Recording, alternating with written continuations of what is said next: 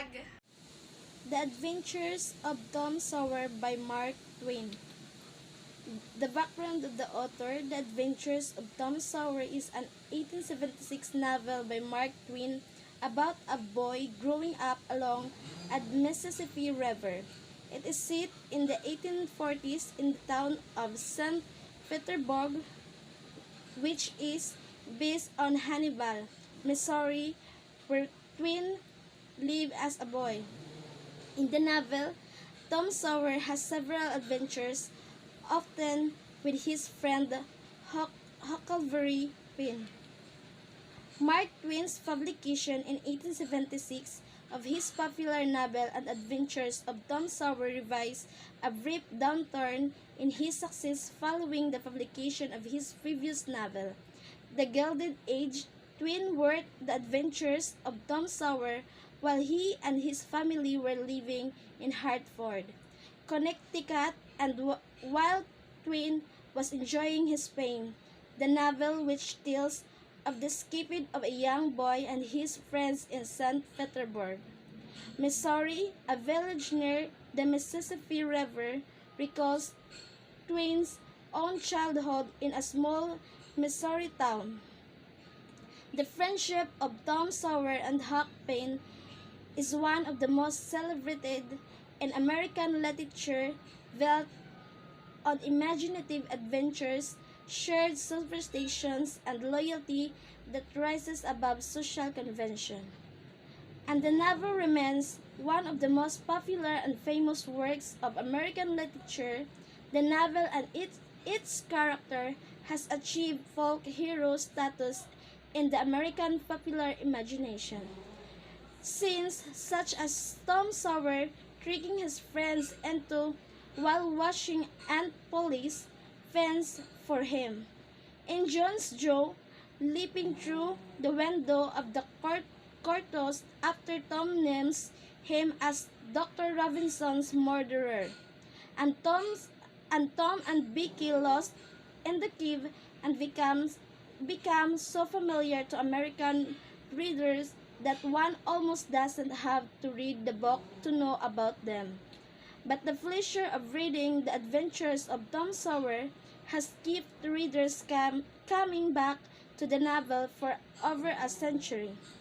Behind the fact that the adventures of Tom Sawyer is fun to read, there is another reason for the novel's contemporary popularity. It introduced the character of Huckleberry Finn, who, with the publication of Twain's 1884 novel, The Adventures of Huckleberry Finn, would become one of the greatest characters in America. Then the characters.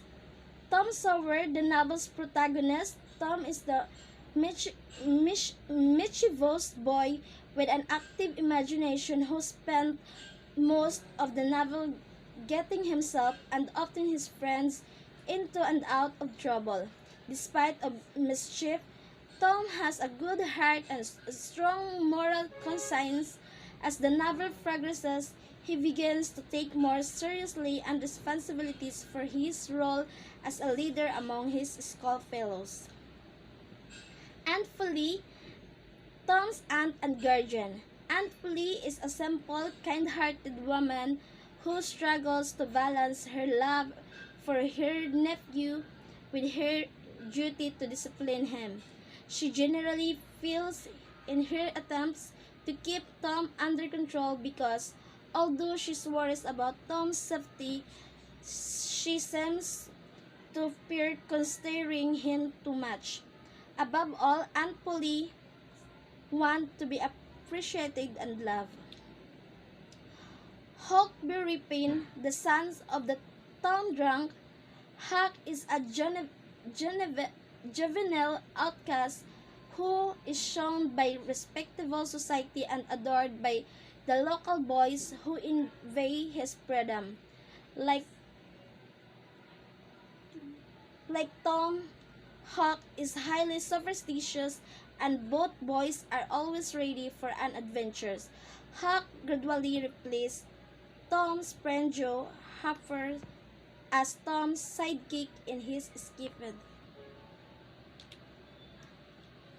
Becky Thatcher, Judge Thatcher's pretty, yellow-haired daughter. From almost the minute she moves to town, Becky is the adored unknown who stirs Tom's lively romantic sensibility. Navy at first, Becky's son matches Tom as a romantic strategist, and the two go to great lengths to make each other jealous. Joe Harper, Tom's bosom friend, the frequent playmate. Joe is a typical best friend, a convention twin paradise when he refers to Joe and Tom as two souls with but a single thought. Though Joe mostly mirrors Tom, he diverges from Tom's example when he is the first of the boys to succumb to homesickness on Jackson's Island. As the novel progresses, Hawk begins to assume Joy's place as Tom's companion. Sid, Tom's half brother. Sid is a goody-goody who enjoys getting Tom into trouble. He is a mean-spirited but presents a superficial show a model behavior.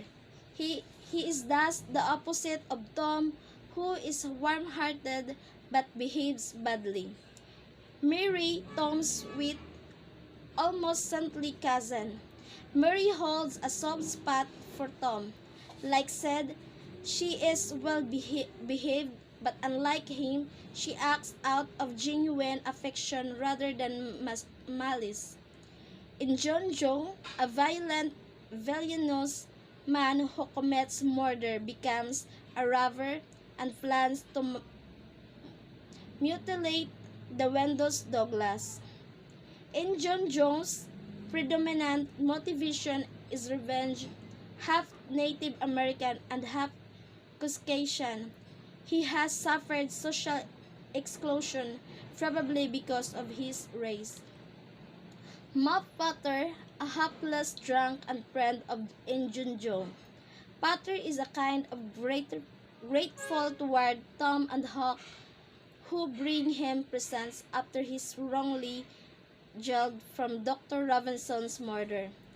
Potter's Navy trust eventually pushes Tom's conscience to the breaking point, compelling Tom to tell the truth at Potter's trial about who actually committed the murder. Dr. Robinson's a respected local physician. Dr. Robinson shows his more sordid side on the night of his murder.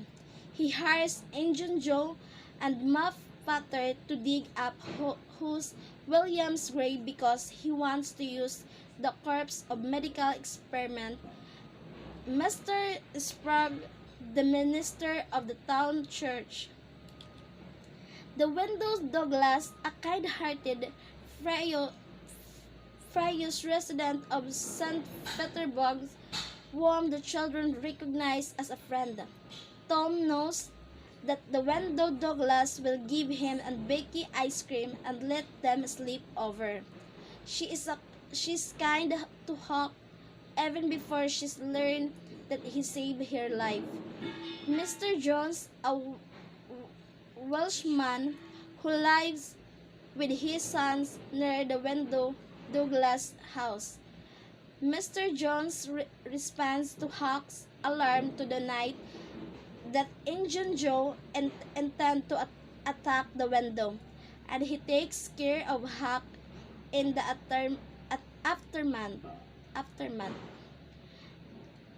Judge Thatcher, Vicky's father, the county judge, a local celebrity judge, Thatcher inspired the respect of all the townspeople. He takes responsibility for issues affecting the community as a whole, such as closing the cave for safety reasons and taking charge of the boys' treasure money.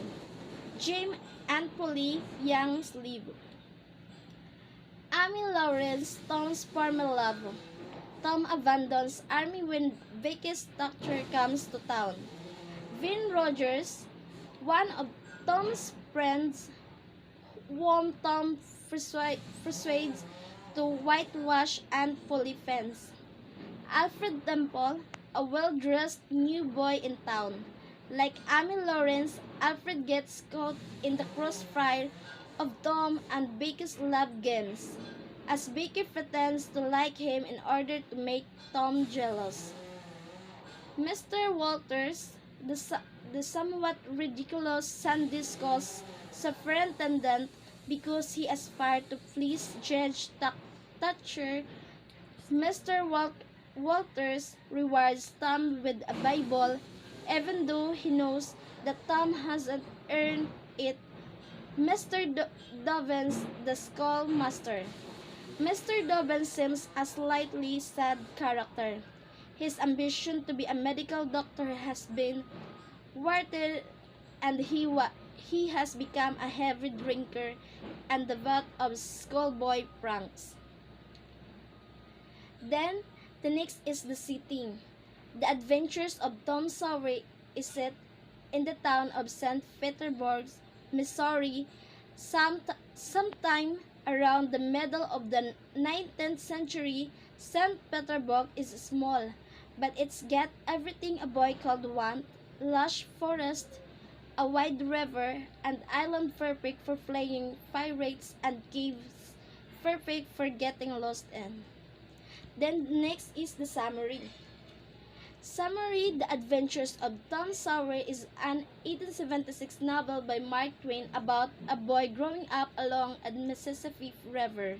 It is set in the 1840s in the town of St. Petersburg, which is based on an imaginative and mischievous boy named Tom Sawyer lives with his Aunt Polly and his half-brother, Sid, in the Mississippi River town of St. Petersburg, Missouri. After playing hockey from school on Friday and dirtying his clothes in a fight, Tom is made to whitewash the fence as punishment on Saturday. At first, Tom is disappointed by having to forfeit his day off. However, his son cleverly persuades his friends to trade him small treasures for the privilege of doing his work.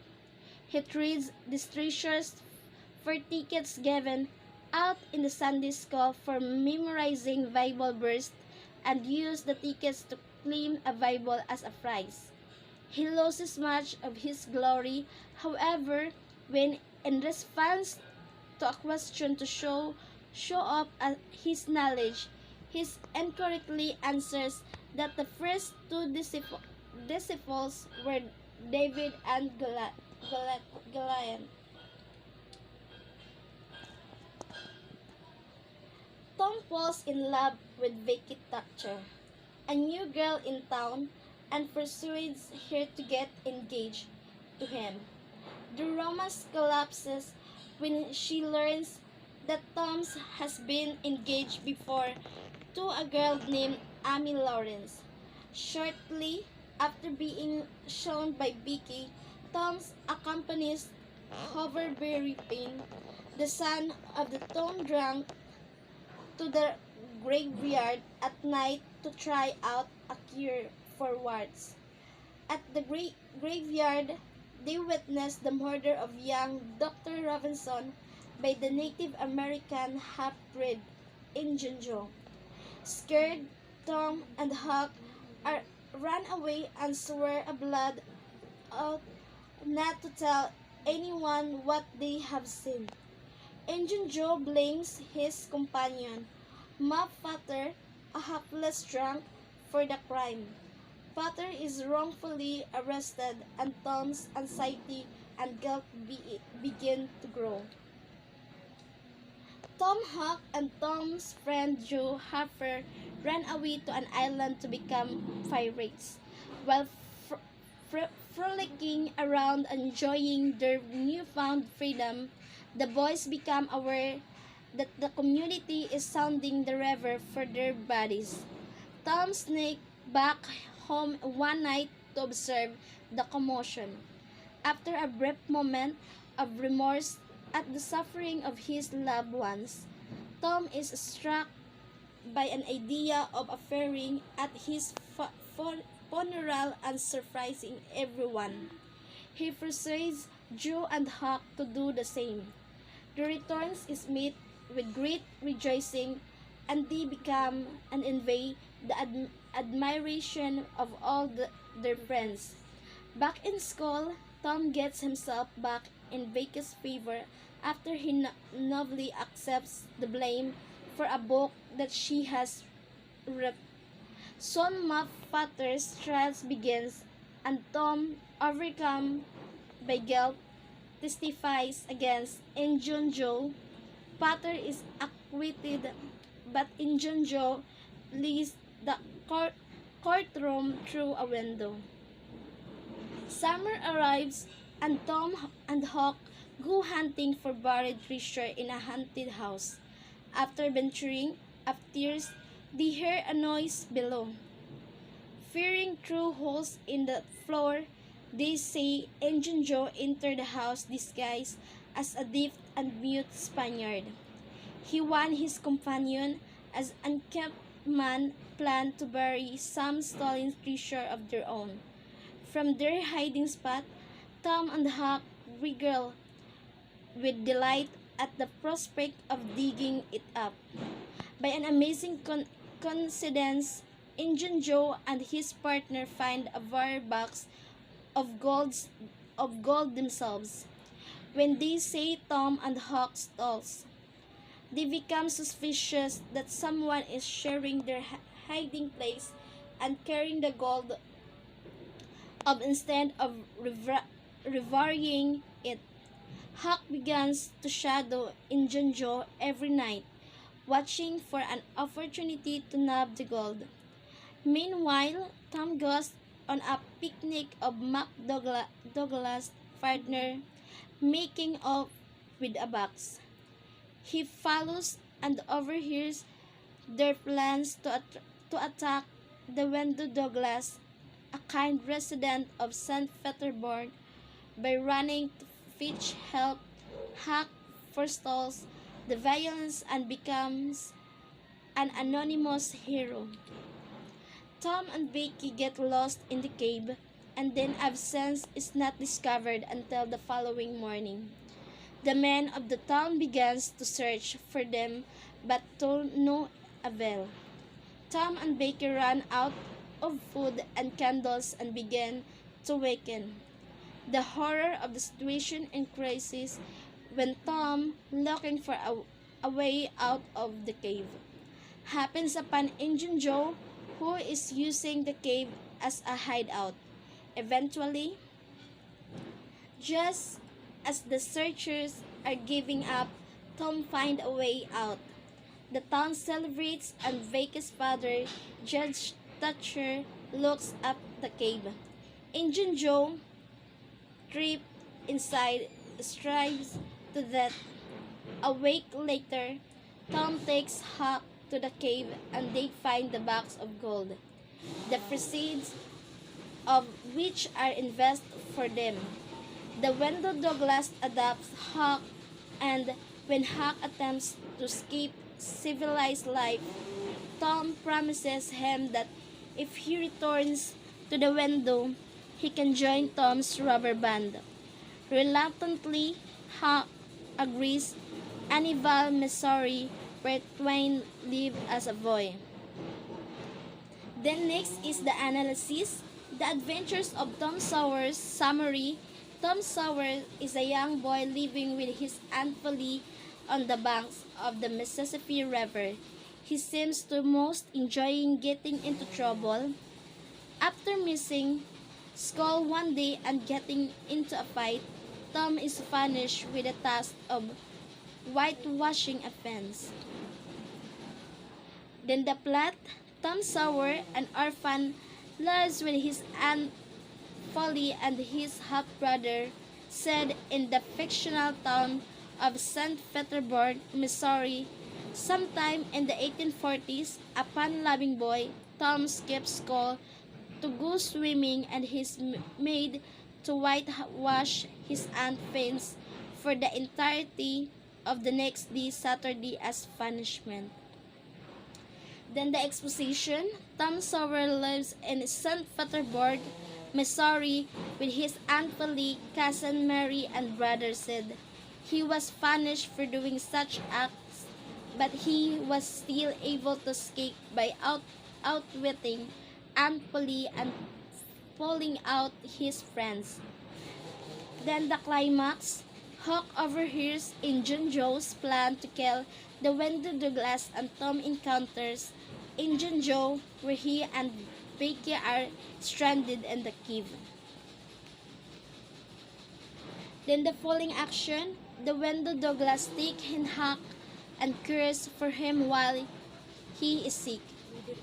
Tom and Becky escape from the cave, and Judge Thatcher seals it up, unwittingly tripping Injun Joe and causing his death by starvation.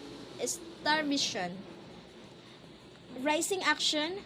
When Injun Joe disappears, Tom returns to his old ways. He and his friends run away to Jackson's Island.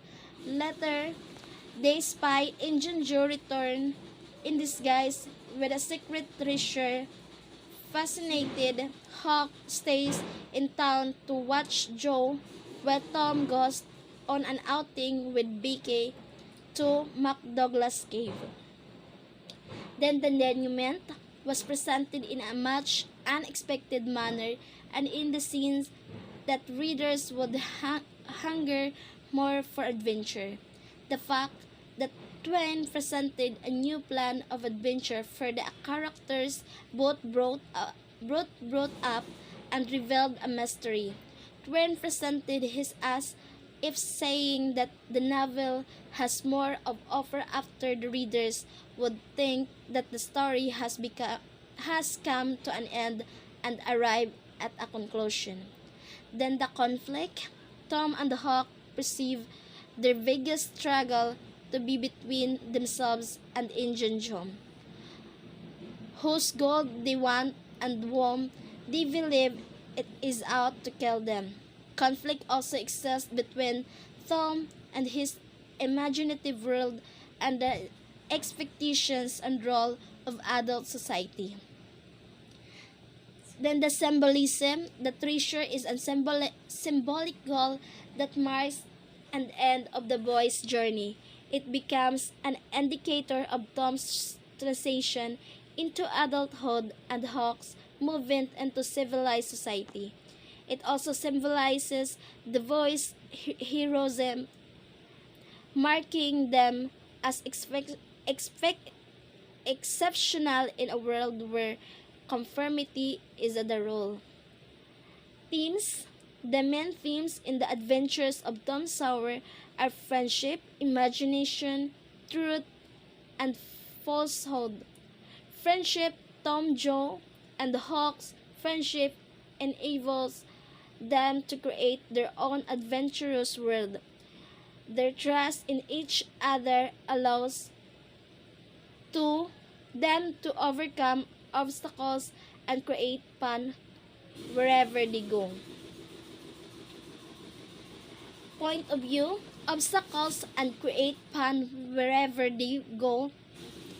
Sawyer is told from the third-person point of view. You can imagine the narrator as a person who observes the action but does not take part in it.